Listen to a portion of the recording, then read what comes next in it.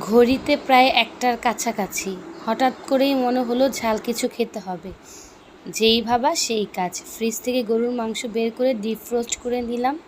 তারপর হাতে মাখিয়ে বসিয়ে দিলাম ঝাল ঝাল গরুর মাংস। বাইরে তখন প্রচণ্ড বৃষ্টি হচ্ছে, তো এই বৃষ্টির দিনে গরুর মাংসের সাথে খিচুড়ি একদম জমে যায়। কিন্তু চিন্তা করে দেখলাম এই রাতের বেলা খিচুড়ি রান্না করতেও ঝামেলা হবে আর সময়ও বেশি লাগবে। তাই ভাবলাম কিছু মুচমুচে পরোটা ভেজে নিই। পরোটার সাথেও গরুর মাংস কিন্তু বেশ জমে।